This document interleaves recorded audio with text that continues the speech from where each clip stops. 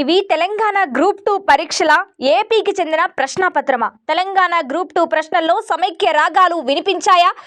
ఉద్యమ చరిత్ర ఊసేలేదా? ప్రశ్నల్నే ప్రశ్నించాల్సిన పరిస్థితి ఎందుకొచ్చింది? అసలు గ్రూప్ 2 పరీక్షల్లో వివాదానికి దారితీసిన ప్రశ్నలేంటి?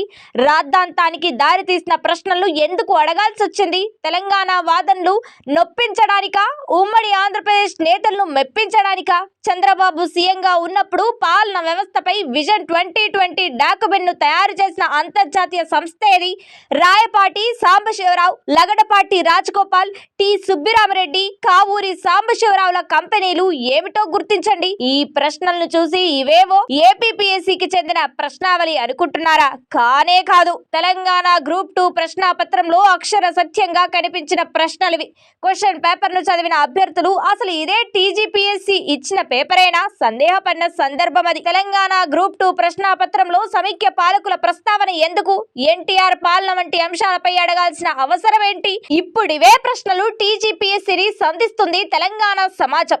చంద్రబాబు సీఎంగా ఉన్నప్పుడు ఆదిలాబాద్ జిల్లాను దత్తత తీసుకుని అక్కడ నీటిపారుదల ప్రాజెక్టును అభివృద్ధి చేశారు.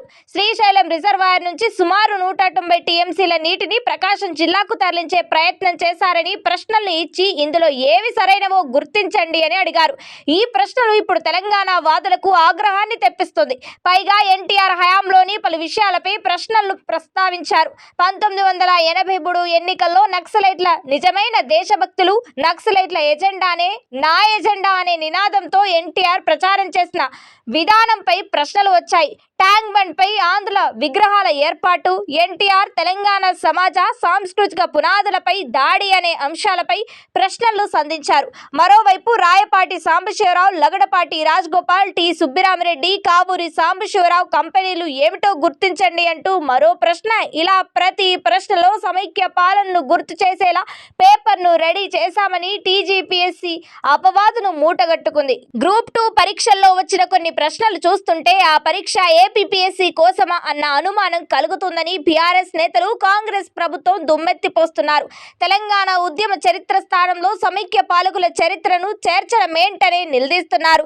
కాంగ్రెస్ ప్రభుత్వం తెస్తున్న మార్పు ఇదేనా అంటూ ప్రశ్నిస్తున్నారు. తెలంగాణ ఉద్యమంలో కీలక ఘట్టాల నుంచి పలు ప్రశ్నలు అడగాల్సింది పోయి ఉమ్మడి ఆంధ్రప్రదేశ్లో చంద్రబాబు పాలన గురించి ప్రశ్నలు ఎలా అడుగుతారంటూ ప్రశ్నిస్తున్నారు. సీఎం రేవంత్ రెడ్డి గతంలో టీడీపీలో కీలక నేతగా ఉండేవారు. ఇప్పుడు ఆయన హయాంలో జరిగిన పరీక్షల్లో టీడీపీ పాలనకు సంబంధించి ఆ పార్టీకి చెందిన ముఖ్య నేతలపై ప్రశ్నలు రావడంతో ఎవరిని మెప్పించడానికి అంటూ తెలంగాణ వాదులు నిలదీస్తున్నారు. మరి ఈ ప్రశ్నల వివాదంపై టీజీపీఎస్సీ స్పందిస్తుందా? సర్కారే సమాధానం చెప్తుందా? చూడాలి.